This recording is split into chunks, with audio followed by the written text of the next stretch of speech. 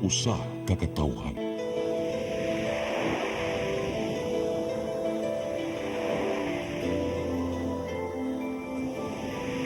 Cebu Catholic Television Network.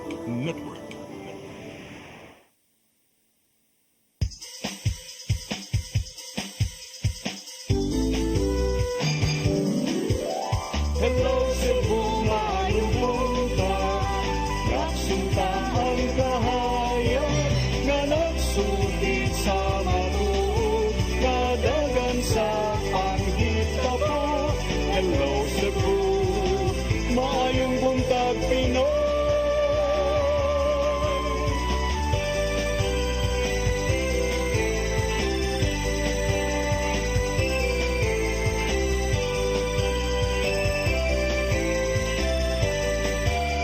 Ang katutulungan sa mga katawhan.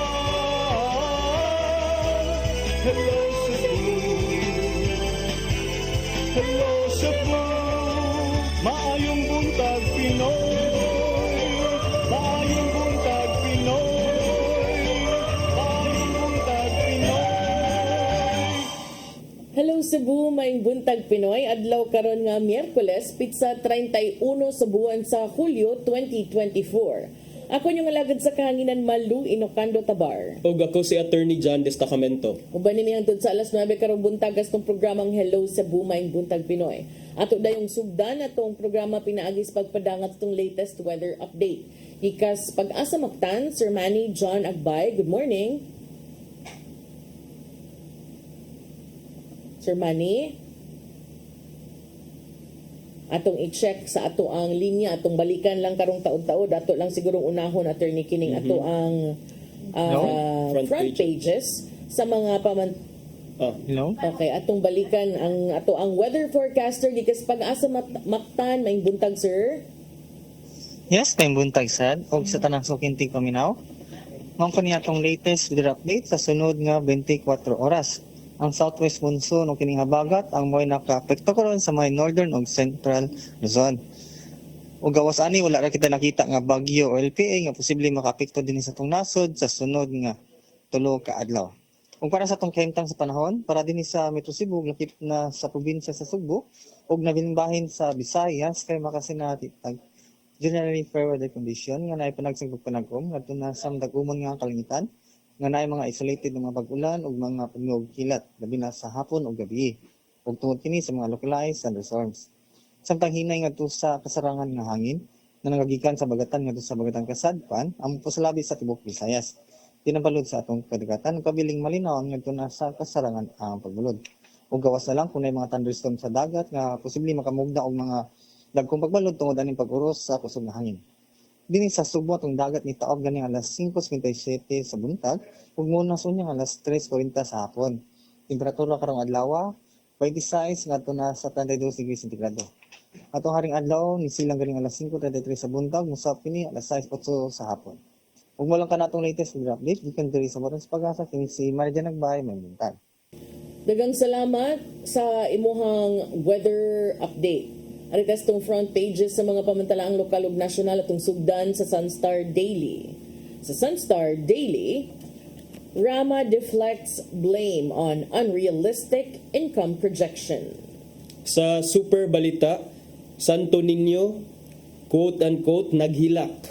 Sa The Freeman, workers group wants dialogue over 150 peso across the board wage hike.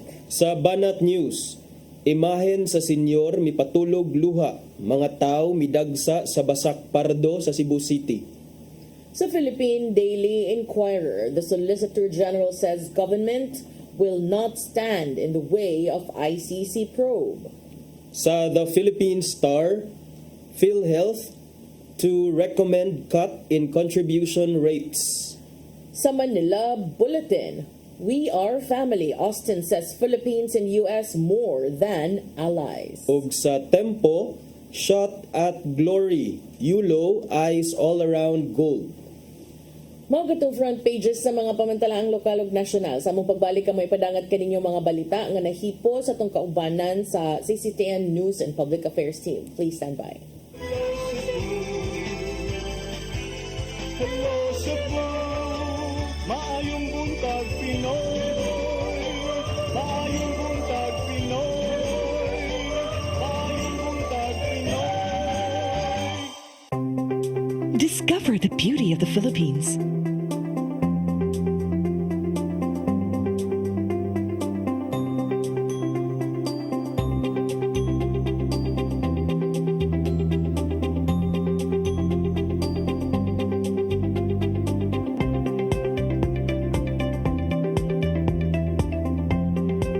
With Philippine Airlines, the country's flag carrier.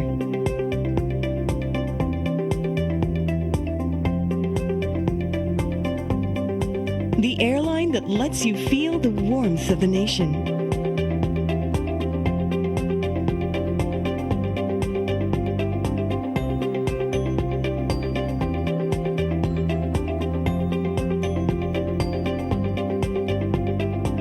Mabuhay!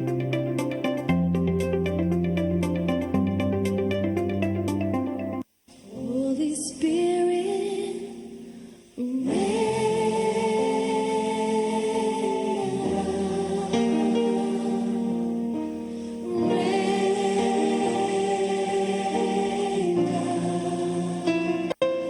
oh comforter and friend,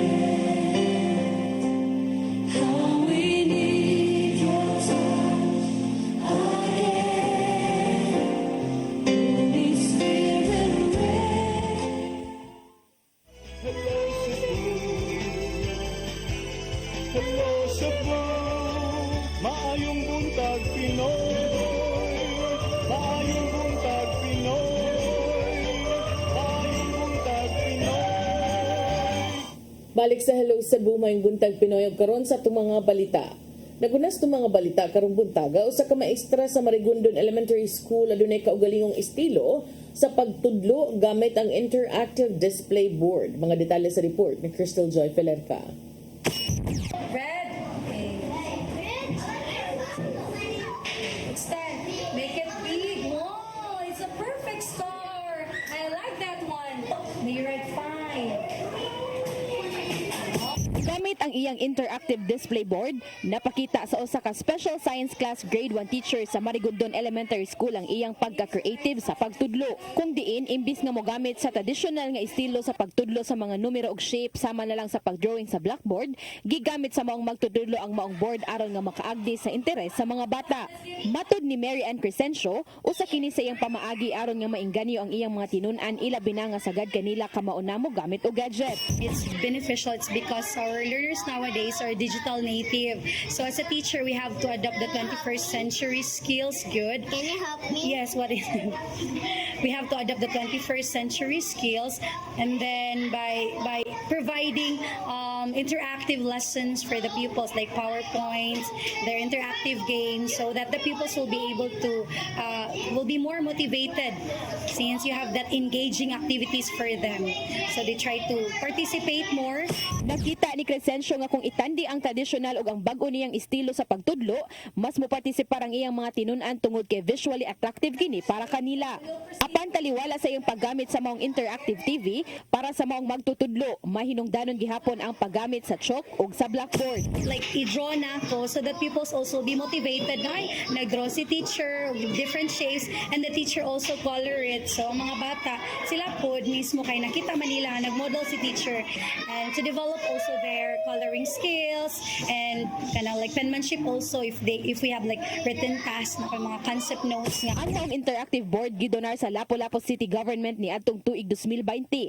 Apan tungod sa pandemya, nasugdan ng kini og gamit ni adtong tuig 2022. Matod ni Mary Chuligan, ang Principal 3 sa maong tunghaan, nakita niya ang positibong epekto sa inisyatiba sa maong magtutudlo. It is very positive. She has kanana ang mga brilliant pupils. It's easy mo pod lagi. Apan sigun usab niya nga sagad sa iyang mga magtutudlo sa special science class, nibuhat na usab sa maong estilo. Ang Marigondon Elementary School adunay kapin 6,300 ka mga tinun-an ug matod sa principal nga sila mo ay pinakadakong populasyon sa tibuok Lapu-Lapu City. Taliwala sa kadako sa ilang populasyon, wala sila na problema sa classrooms tungod kay naanda na nila ang shifting schedule. Crystal Joy Filerca, CCTN News. Samtang Mandawi City College ni-apply na alang sa institutional recognition sa Commission on Higher Education alang sa libreng tuition. Kinihuman dugang duha ka degree programs sa tunghaan nakaangkon og Certificate of Program Compliance gikan sa CHED. Ang kasayuran ni hatod ni Mary Rose Sagarino. Dugang duha ka kurso sa Mandawi City College ang nakaangkon og Certificate of Program Compliance kun COPC gikan sa Commission on Higher Education. Kini mao ang Bachelor of Industrial Technology, major in Electronics o Computer Technology. Tungod niini, 100% COPC compliant na ang Mandawi City College.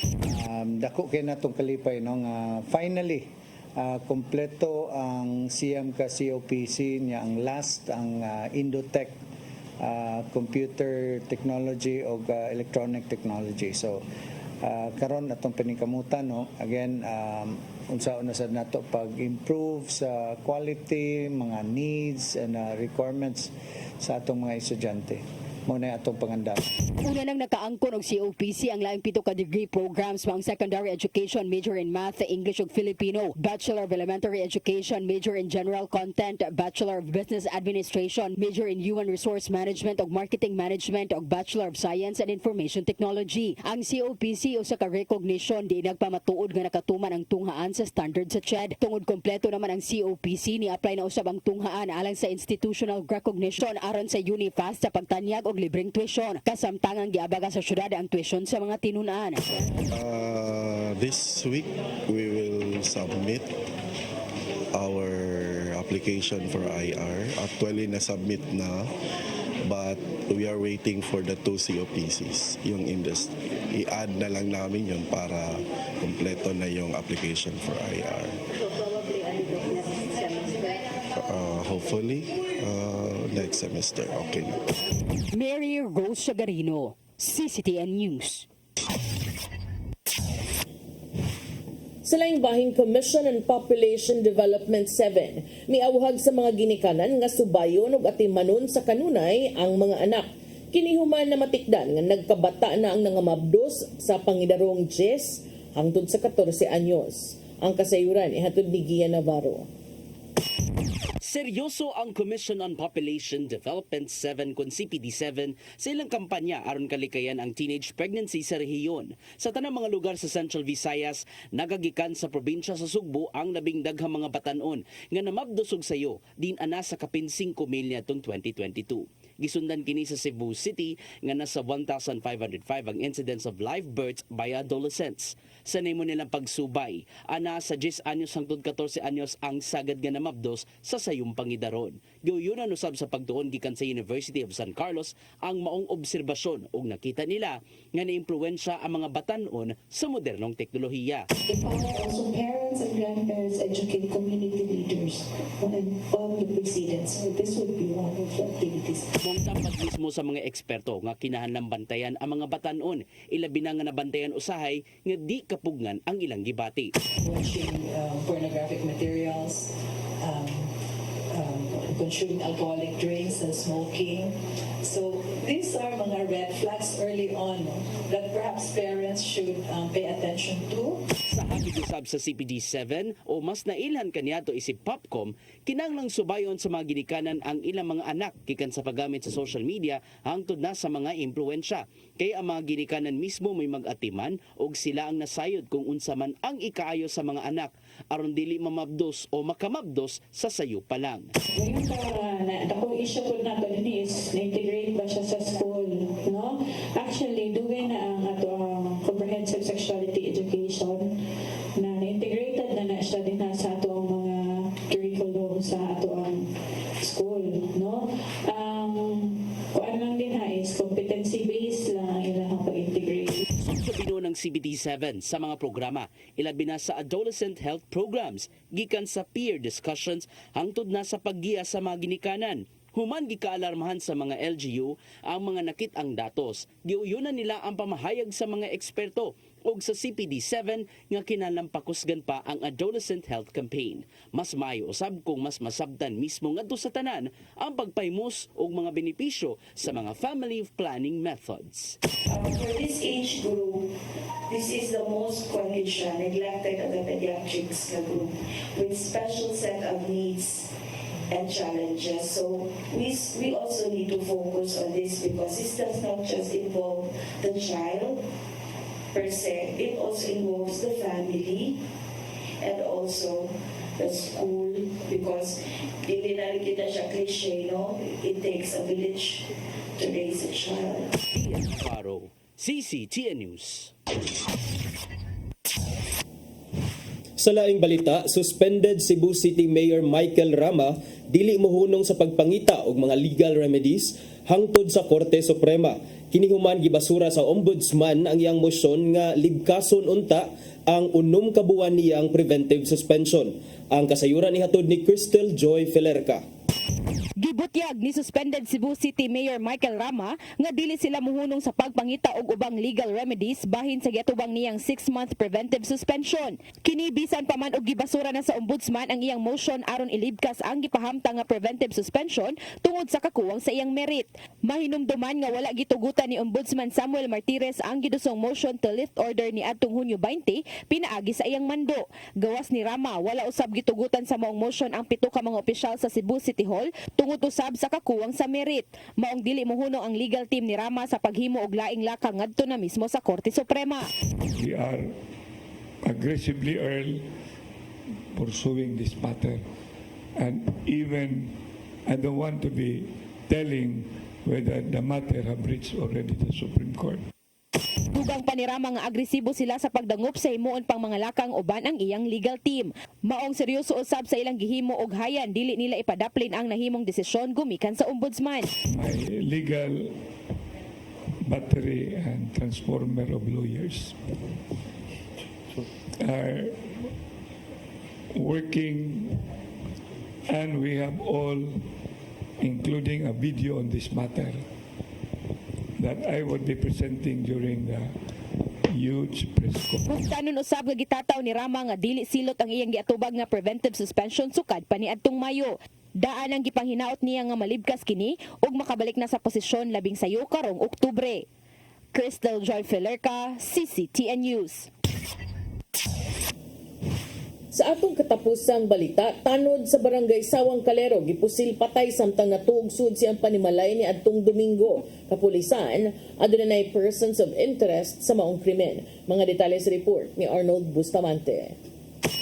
Patay na nga nadagan sa Cebu City Medical Center ang usa ka 50 anyos nga barangay tanod sa Sawang Calero. Humani po sila sa duha ka mga wa mailing mamumuno pasado alaunang tagna sa hapon sa Block 5 Barangay Sawang Calero. Ang biktima gila nga si Ronaldo Saavedra, residente sa mga lugar nga nakaangkod og mga samar tinusulan sa lawas ug ulo. Sigon sa mga residente sa dapit nga dunay tawo nga nakaitom og long sleeve ug naka full face nga helmet. Ang misulod sa balay sa biktima ug daing pusil makaduha kay gayon samtang kini mipahuway. Dali nga misibat ang duha ka mga suspitsado sa kaiso sa kamotorsiklo pahilayo sa wala matino nga lugar. Mato ni Police Lieutenant Colonel Janet Rafter, Deputy City Director for Administration sa Cebu City Police Office, nga nagpadayon karon ng investigasyon sa Sawang Calero Police Station 6 sa pagpangulo sa hipinini nga si Police Captain J. Falcon.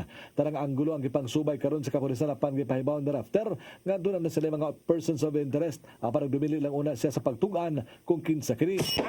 As of now, we are still conducting investigation, and accordingly, we are medyo at least nasa positive tayo because we already have a person of interest. But again, as to the motive, we still have to ma-confirm lang natin yung motive doon hanggang until huli natin yung mga suspitsado. After nga sa pagkakaroon, nakigalayon sila sa pamilya ni Saavedra aron masayran kung doon na ba kininadawat nga hulga sa wala pa mahitabo ang krimen apan nagbangutan pa ang kamanhinini. May pasalig sa Rafter nga ilang ipaningkamutan nga ilang madakpan ang responsable sa mga krimen. Yan din ang nagipag-coordinate kami sa family ng biktima, and then as of now nag-ano pa sila na medyo busy pa sila sa pag-asikaso doon sa lamay ng biktima. But again, other than that, we are really trying our effort na mahuli natin yung mga POI. As of now, we already have identified POIs. Aktibo ang mga barangay tanod sa pagpanakop sa mga banlungon sa barangay Sawang Calero uban sa kapulisan sa mga barangay. Arnold Bustamante, CCTV News. Kung itong mga balita nga nahipo sa itong kaubanan sa CCTN News and Public Affairs Team. Yung katong nakita kagahapon sa mga balita sa Sairi 47. Unya, dili na to ang angon, attorney. Break lang sa ta ug sa atong pagbalik mga paghiskot-hiskot. Please stand by. Hello Cebu, maayong buntag Pinoy. Maayong buntag Pinoy. Maayong buntag Pinoy. Discover the beauty of the Philippines.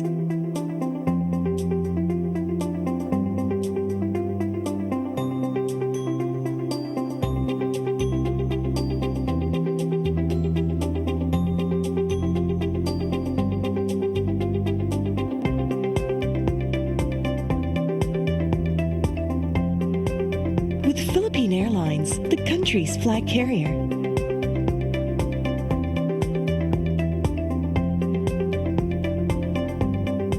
The airline that lets you feel the warmth of the nation.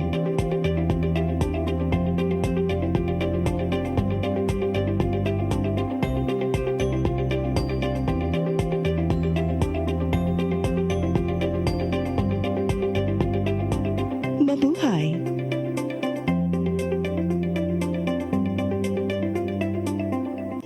Come October 4, 5, and 6, another gathering will be held in Cebu City, the first National Charis Conference, which is open to all charismatic communities, realities, and expressions. Hosted by the Brotherhood of Christian Businessmen and Professionals, the event will have interesting workshops and topics to help us grow in our various charismatic gifts and charisms.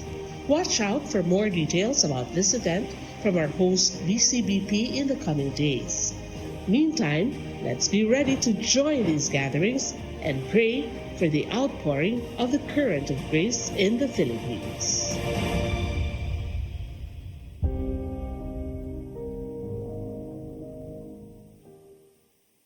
Holy Spirit,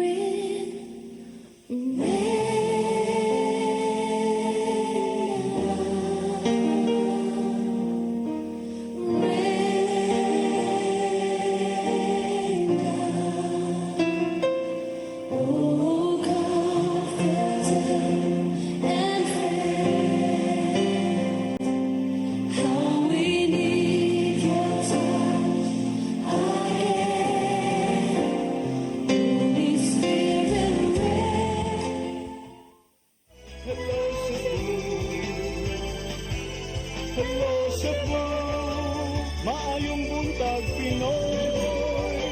Maayong buntag Pinoy. Maayong buntag Pinoy.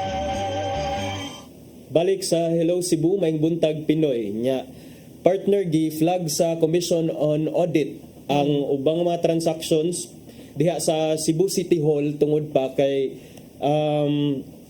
naay mga funds nga wala ma-utilize, dagko wala gamit, dayon naay mga funding sad nga wala ma-liquidate og ang budget nga 50 billion matud pa gitawag sa COA nga unrealistic because walay tarong nga source of revenues para anang 50 billion nga annual budget unta sa Cebu City. Kung mo yung tag-unrealistic, unsay pasabutan na ka ng murag wa nagtugkad sa totoong buhay. Charot. Hindi hango sa totoong buhay, murag damgo na. Murag dili siya grounded ba nga, murag wa kakita unsay sitwasyon, unsay tinuod nga sitwasyon. Murag murag ningon ang kuwa nga wakakyapi nana. Dili po no. Dili po din nana. Wala kay murag sa in an effort nga mahimo lagi tag pareha sa Singapore, murag mo atong dughiton ang buwan ug ang bituon. Wow. Apil pa ang Mars ug ang ubang asteroids. Mo na nga karon gi flag sa COA because naa ay noted multiple unfinished projects and several unliquidated funding. Uy, kakuya, akong kuyawan ano ka ng mga unfinished projects ug kanang unliquidated susmot kuan gyud mo tingkag akong dunggan ano Unya, mo ni ang state auditor sad niingon nga based sa ilang annual budget, sa iyang annual budget, ang Cebu City annual budget in the last 5 years, nakaingon ang COA nga, uy, unrealistic man ang inyong projections, inyong revenue. Tarong nga kuno na ninyo og kining propose og mga ang inyong mga revenue kay wala man mo naka-hit sa inyong mga targets. So, dali din patawag og press con si Yoram. Mayor Mike. Ay, suspended Mayor Mike. Suspended Mayor Michael Rama. Nga, he said he would only discuss the COA findings if corruption was involved. Unya ka na day unliquidated, posible man nga na-corrupt. Ug kanang unfinished, posible man sad. Di ba? Muna ingon siya nga, di ko mutubag ana because wala may kuan, wala may ebidensya nga wala may trace nga corruption is involved. So nga nanay muglugwa nga mga ingon ana. But to me, in all fairness, no, Mayor Mike is a friend. Gamay ra kayong Cebu. We most of the time we know these people. We meet them every now and then. But to me, mas maayos siguro Mayor og susiho na lang sa daan. Kay kung moingon magutag unfinished, chances are nanay rason nga nung nahuman. Either nahubas ng pundo o nahubas man gani nga numan. Or kung unliquidated, nasa day rason nga numan. Di na makakitag asa ang resibo or wa gipamalit or wa na dapat sa angay dapatan. Yes, but I don't think it's okay for him to say nga magpakahilom na lang siya even if musulti ra siya or mutingog lang siya if if corruption was involved. That would be unfair to the public. Dapat ang publiko makahibaw kung unsay status ani mga pondo nganong na unliquidate siya in the first place. Of course, naman ay exit conference during as part sa normal nga auditing process sa Commission on Audit. So atong tan-awon, but usa sa mga pipila sa mga gi-question nga mga transacciones diha sa Cebu City Hall. For example, equipment worth 84 million diha sa Cebu City Medical Center. Gi-inspect sa COA ni atong March unya dayon it remained unutilized. Okay. So kana pod. It was purchased way back 2020 pa partner and then 4 years after still unutilized. Okay. And then karon, nagbasa ko partner nagbag-o, it was just published 7 hours ago. Gi-flag sa DI sa COA ang unutilized nga disaster fund sa Cebu City worth 1.4 billion Uy, kada pesos. po ana. Kano sa man na nga allocation last year? This was the allocation last year, 2023. Kay mao man ni ang audit year sa COA. Dugo kay na yang ano laging nilutaw lagi tas baha pagkuan lagi. Last year lagi. Kanang dum kwadto. That's a question partner because ang kining disaster fund actually dili rin siya pundo pang respond to the disaster but it's also for pre-preparedness fund para sa mga disaster. So makaingon ta ba nga naa na mo'y pundo nga gi-allocate. Ang inyohan na lang is ang paggamit, ang pag-implement. But lo and behold partner, 1.4 billion still unimplemented. It's easier to utilize disaster funds. Wa gamita di ay. Wala kay ambot na busy sige lang siguro ang nagbalik-balik ang trabaho nga magsige dredging, magsige og desilting, nya dayon dili siguro mo palit og mga equipment yun nga murag medyo durable nga unta maka-combat sa or katong di ba may panipalit mo adtong smaller nga desilting nga equipment para makasud sa mga interior nga mga gagmay nga mga sapa kay mo man usa sa problems di ba ni saka so maglisod na ba. So, kuna partner, pag 2023 ni allocate ang Cebu City, ni appropriate ang Cebu City og mga 2.4 billion nga disaster fund. Ato lang natawgon nga disaster fund pero taas ang tawag ana. Pero pag audit na sa COA, a detailed review of the summary of appropriations, allotments and obligations as of December 31, 2023. 1.4 billion kapin unimplemented in funds. That's sayang kay kung di na mo magamit, di naman na siya ingon nga balansin nga to sulod tuig. Balik ito sa National Treasury. Sayang kaayo. What's also sad partner pa jud kay there was also a similar underutilization way back in 2022. So makita na to nga na trend nga Sa iya gyapong term. 2022. So kinsa man Oh, ni siya. O makita na to. Unsa may mga priority sa Cebu City government nga ang iyaha na malaunta ang pag-implement na malaunta aning mga projects. Nya unsa day gamit sa sige guktro nato mayor. Oy, sayang kaayo kay sige be siliglakaw mamatam gitog sayo kadlawon ang kuan.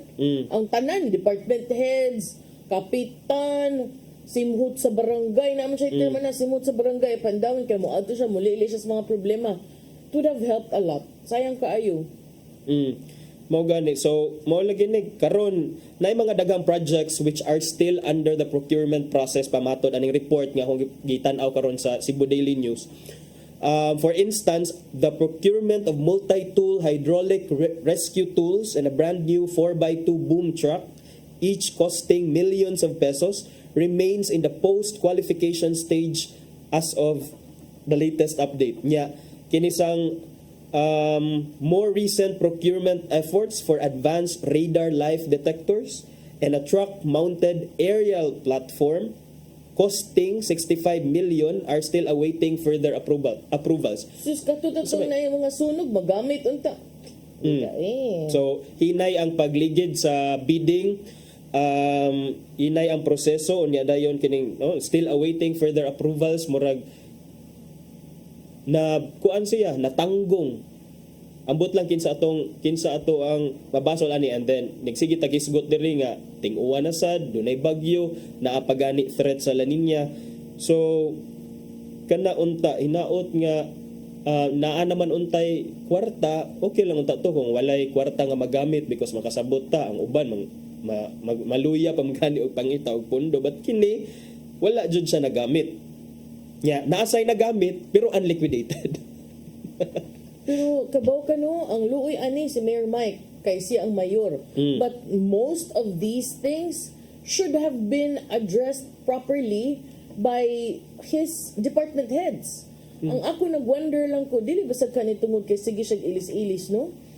Mao bitaw na partner. Supposedly, kung giingon sa imo, kung manguha kag tao kana sang qualified nga mga tao nga kahibaw sa mga pamaagi, mga tao nga dunay track record sa pagpangserbisyo unya dayon kini. Pusod siguro no, Ambot lang partner kay kung kahibaw pa sila nganong na flag down it's sakto na imong giingon partner nga dili tanan ibutang kang Mayor Rama because mo bitaw nag-hire sa mga department heads para naa siya yung mga galamay unta din sa City Hall, but mura man siguro ill-advise siguro or wala lang jud na advisean. Unya dili biya ni first timer in the service si Mayor Mike nangaraan na biya ni, and I'm sure ang mga tao nagpalibot niya taud na sa serbisyo, so tarungan sa din ninyo kay maamong ang mayor ninyo kaya di ba ang mayor may mangunay ani ha, di ba ang mayor mayon nga ato ning i-process mauna kamo unta to nga department heads mo man inyo nang gi kuan tiwasan si Mayor Mike mo ni ang giingon nga sige makigistorya sa ako about aning COA findings nga unrealistic atong 50 million budget. Makigtoko sa ako ang mga department heads, particularly kining local finance committee nga maoy matod niya maoy nag-map out sa mga plano that resulted to the 50 billion budget. But what are plans? I think Mayor Rama cannot wash his hands off this 50 billion budget, considering last time nga iyan gi-announce, he was even very proud about it. And for the first time kuno Cebu City is going to have a 50 billion budget. Meanwhile, si Mayor Michael Rama iyasang gikorehiran ang usage of the term current administration in reference to the City Hall. Matod niya nga he doesn't want it to be abused kay murag nag-conclude na mo nga wa koy labot ani, apil mi tanan ani, apil kanang budget pag-approve ana, apil sila. So kana he however declined to issue any statement saying that that too would be answered during the huge press con, quote unquote huge press con. So magatang ta kay batod pa ni Mayor Michael Rama, suspended Mayor Michael Rama, nga I am bringing the truth and by that time truth will set me free, I guarantee. So hinaot nga ma-shed light ni Mayor Rama ang kining mga issues about the COA, although kining COA findings, regardless of who is the leader at the City Hall, na aman dyan na yung mga COA findings, because you cannot expect a City Hall to run really smoothly. But the COA findings are just their partner para sad ang mga naa sa City Hall magking-king, and then doon na say sense of accountability and transparency alang sa publiko. So hopefully kaning giingon ni Mayor Rama nga huge press con, for sure karon nag-gather siguro siya og mga statements, mga explanations gikan sa mga respective department heads niya, concerned department heads. So tan-aw na to kung unsay explanation ni Mayor Michael Rama, but definitely karon ingon siya nga there's no allegation of corruption in the first place. So corruption is off the table, but COA findings remain clear that funds have been unutilized, and in some cases katong na-utilized wala pa na liquidate. Yeah, and it doesn't necessarily mean that you do not have to act on it just because there is no allegation of corruption. The fact alone that it was flagged by COA is already an indication that there is something that needs to be done at the level of the local government unit. Yes. Pasabot kay wala siya ni go through the correct process. So maong na flag siya sa COA. So muna siya partner And to me, I'm expecting, sorry, but we're expecting a bit more because number one, these funds are from our tax that we pay without any choice at all kay lahos man. So, and you're supposed to know better. Kitaw-taod naman mo dihan ng serbisyo. Building on what you said, partner, nga dili ta magpaabot og allegation sa corruption. The COA actually said nga, or ni-identify ang COA og several factors within the city management's control. Pasabot ani, ikaw mismo as the leader at the City Hall or in Cebu City, these things are well within your control, and yet you didn't do anything about them. So what are these? No? Delays. Ikaduha, complex approval processes. Ikatulo, lack of effective interdepartmental coordination. Laging wala sa dili madayon ang meeting kay wa ang usa ka department head, or kung madayon ang meeting ambot lang sad, wala lagi coordination kuno. More kanang partner left the GC partner ba? Wa sa GC wala maad. Nya frequent changes in leadership within the DRRM office. Mo ni ang imong giingon partner kaganina nga Because diha man to'y time, attorney, nga nagsige siya og ilis og mga tao nga mopuli sa head office.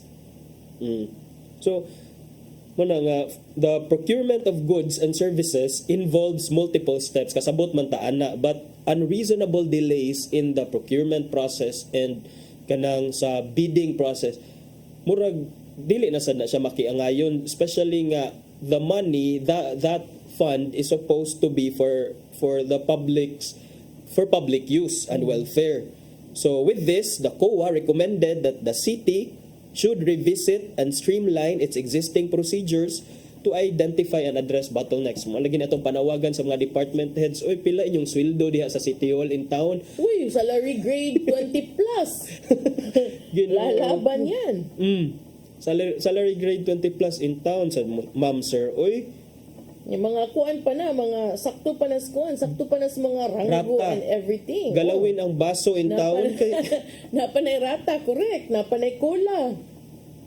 Dili in town ta magpasumban ma'am og sir kay sus nya. We reiterated our recommendation that the city refrain from funding projects that are non-procurement or non-implementation ready to ensure timely delivery of projects and address the public infrastructure gap. So gani siya, mao kana ang mga pipila sa mga findings sa COA. Kani pipila because napamay man ang mga ginagmay siguro nga findings, but wala lang ni figure sa balita. But hopefully kini hatagan og katin-awan sa administrasyon ni Mayor Michael Rama. Well, since suspended siya karon, then I think the acting mayor should also step up to explain because siya man karon ang mayor na sa Cebu City, ang acting mayor sa Cebu City. So acting mayor Raymond Alvin Garcia, for sure na siya access to information sa sulod. So maybe he can also come up with an explanation about all these things and what is his temporary administration's what efforts is he doing to address these COA findings, negative COA or adverse findings sa COA? Oh, dako kay dako kay nag impact in terms of leadership also, not only of the mayor but also of the people that he has identified to lead each department in the city government. Kaya ganahan sa nako ni hisgutan partner ganina naghisgot sa report ni Gian partner na shock ko na to nga even as early as 10 years old. Diba? Grabe na mo engage na anang mga SEX, sexual activities, and then that will lead to Papa yun ka no? that will lead, I don't know, sorry kay di ko kay Not allowed in the house. Okay ra. Pakighilawas ka na, pakighilawas. sexual encounters. There is a high incidence kuno of teenage pregnancies in the country. Nya kinahanglan kuno ni siya i-address comprehensively with strategies to para ma-address nato ang problema sa kining gitawag og adolescent sexual health in the Philippines. Kini maoy nitumaw sa usa ka study nga gi-present sa University of San Carlos Office of the Population Studies Foundation. Matod sa the Commission on Population and Development 7 nga mao ang formerly gitawag siyang POPCOM or Population Commission, sa iyang press conference kagahapon gibutyag ni USCOPS Director Nanette Mayol nga dunay mga key vulnerabilities and opportunities para sa mga usay tawag aning mga adolescents sa Binisaya kini mga batanon nga nag-edad sa 10 hangtod 16 years old. Kay matod pa partner sa key findings sa 2022 nila nga survey, at least 8% of adolescent respondents experience sexual intercourse. 8%, that means 8 sa 100 ka mga respondents na ingon nga yes, na anak ko experience sexual intercourse. And then again atong i-emphasize, these are 10 years old to 16 years old with higher prevalence among males, and then 2% have been in a union, mostly females, and 3% of the female adolescents had experienced pregnancy. And then pero di kay ko ganahan ko sa ilang gitumbok nga ingon nga encouraging the parents, no, but I would also maybe we should also encourage government agencies to step up kay kanang ang mga influences sa mga kabataan ron, mga TikTok, mga accessibility to social media, maong ma-interest ang uban because it's very kanang accessible at the same time kana bang makadakop gid sa ilang mata, and then ang gobyerno unsa man atong mga gamit, are we even interesting? Are we even enticing to these people to encourage them to learn, or pasig kutob lang sa taaning poster mao gani na partner. Karon na nasa ning mga talks ngayon ani, but I recall as early as was it 2013 o 2014 at the height sa mga debates sa RH law, kuan magay ito nga hopefully ma-address kaning usa sa mga problems nga gusto ma-address sa RH law kay kaning the prevalence of teenage pregnancy, and lo and behold murag the law does not serve its purpose man hinuon because daghan man gihapon ang mga kabatan-unan nga mo engage ana, and then some of it results to teenage pregnancy, meaning unprotected. So mo na partner nga hopefully dili lang sad siguro paggiya sa mga ginikanan because dili man na sila 24 hours na sa balay. Correct. Most of them are out na sa eskwelahan, na sa nanginabuhi. Ay sakto tong gingon ganina, it takes a village to raise a child. Kay kitang tanan siguro we play a role para bantayan ni siya nga kuan. Yeah, but when we have government offices that are designed supposedly to take care of matters like this, what are we doing beyond the 8 a.m. to 5 p.m. office hours? Is this something, pirmi manggod ko makafeel na government offices are not keeping up with the times in terms of technology. Yeah. And then when you say technology, kanang layo pa kay taglatasun, even our SIM registration law is an epic fail, di ba? So, Yes. kanang, di ba, kids, yung mga gagmay, mga naani nga mga edad, are not even supposedly allowed to access sites and, you know, a lot of things. Kanang igo sa muhaon sa ilang pangidaron. But, wa man ay na nga guardrail. And then the problem with teenage pregnancy partner para nako kay mura bitaw siya cycle nga mo continue sa poverty kung ikaw anak na ka o dili kayo well off nga family, and then because of that sayo ka barka ma-expose sa barkada sayo and then magbuhat og mga inana. So mabuntis. And then mabuntis at 14, 15 ay edad unsa may walay trabaho, wala nakahuman sa pag-eskwela. So kadto mapasa na sad sa iyang anak.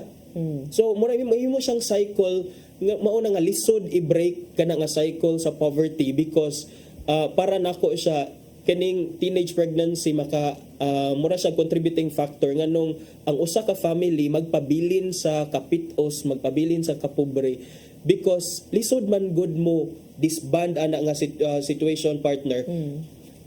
Kay because kining of course ikaw wala man jud kay opportunities, pera na lang atong mga uban nga talented jud or uban nga naa joy will determination nga mo succeed even if na minyo og sayo kay naa may uban man bisan nakalisod kay naa man joy mga inana nga istorya but majority of these kids, these youth, I think nasadlak yun sila murag na napariwara yun, and then mo na lagi nga masamot na noon kapitos nya uban ba ani mauntay gi sa ligan sa ginikanan nga moalsa sa ilaha gikan sa kapobrehon.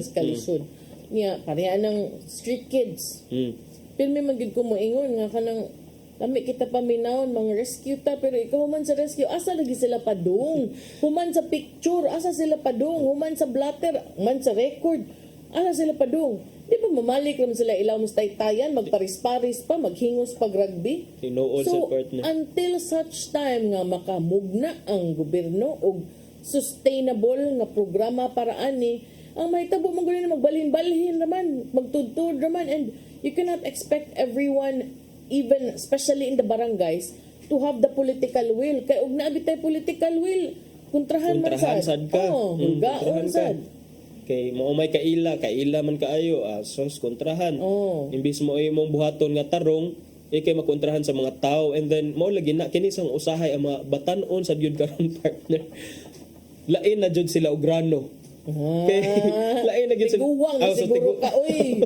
Kanang mga inana nga mga dialogue dun Dili, sa pa partner, ila man nga idara na sa mga batan-on. Nakoy mga kaila nga mga teachers nga. Kining mga teachers retireable na gud ang uban sa ilahan, then mga gores na gyud sila. Mga gores sila, so they were able to see the changes that happened to the young ones over time. Siyempre. Kung nga ma'am sir unsay mga changes nga nakita ninyo karon sa mingon sila nga kana si Ma'am Femi Gado ko from Alogensa National High School kung naminaw karon ma'am.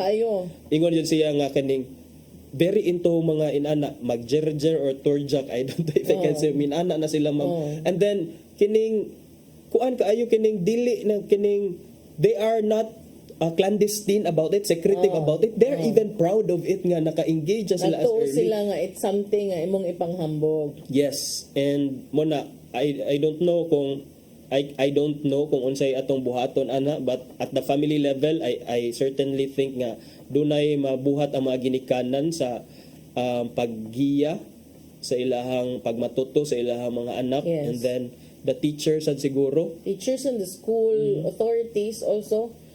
Pero mo lagi ka ng you need unta government to glue them together with programs that are interwoven gani into family programs, academic programs, di lang takutob sa pagpanghatag og bag og mga notebook nga nay mga dagway sa mga politiko, pagkapini pud mga values nga kanang mabawon gay nila, dili nga mo lungtad lang hangtod sa panahon nga magpapili mo aron makit-an mo kanang magamit gyud unta. Yan na tayo oras. Lagot mo sa attorney diri good. Amo sa ipadangat ang giandam ni Tatay Dodong anong pulong o kinabuhi.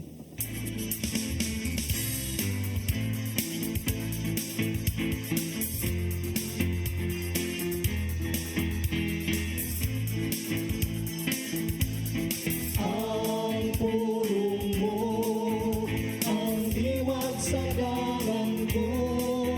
Ang gitingmuha sa Ginoo gikan kanato mao ang atong pagtuo. Ang tao nga may pagtuo misalig kang Hesus. Sa Marcos 6:4-5 ato kining mabasa. O ningon si Jesus kanila, ang propeta gitaod sa tanang dapit gawas siyang kaugalingong lungsod. Sa iyang mga kadugo ug sa iyang banay. Wala sila makahimog milagro dito gawas sa pagtapion sa iyang mga kamot. Niyadtong pipila ka pasakiton. Ug layo sila.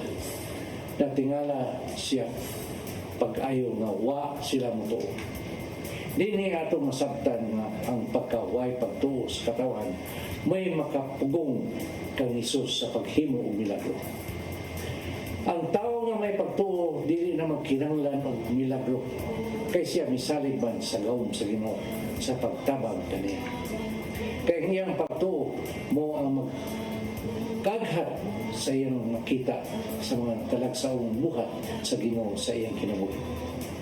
Sa 1:20-29 nag-ingon, unya, ningon si Jesus kaniya, mituo ka ba tungod kay nakakita ka kanako? Bulahan katong mutuo bisan wala ka kita kanako. Kung gusto kang makadawat og milagro sa imong kinabuhi, patubuha gayud ang imong pagtuo. Ngayon, mo kini ang pulong nga maghatag og giya sa atong kinabuhi. Magampo kita. Lang ito naman, ang among pagtuo mo iyawi aron maangkon namo ang milagro nga among gikinahanglan. Hatagi kami sa grasya aron kanunay kami ligon sa maong pagsalig kanimo. O diha kanimo lamang kami mututo. Amen. Ang samahan sa Anak sa Espiritu Santo. Ang pulong mo, ang diwat sa dalan ko. Pulong kinabuhi ni Tatay Dodong Lemchua mo ay nagtapos sa atong tulumanon. Dagang salamat sa Philippine Airlines. Thank you sab nila ni Archbishop Jose Palma, Nanay Diana Limchua ug Tatay Dodong Limchua. Thank you Sir Dennis Tabar, mga kaubanan sa KOC Sir Robert, Miss Inday, Sir Matmat, Miss Joanne. And Sir Michael, Sir Rodel, Sir Raymond, Sir Bruce ug Sir Ferdy, thank you. Salamat sa inyong papakig-uban. Ako si Maluy Nocando Tabar. Ug ako si Attorney John Destacamento. Magkita tayo balik ugma sa atong programang Hello Cebu. Mayong Buntag, Pinoy. God bless us all.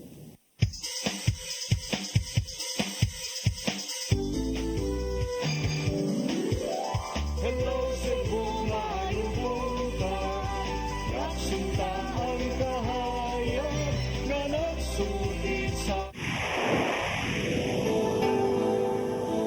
Usa ka pagtuo,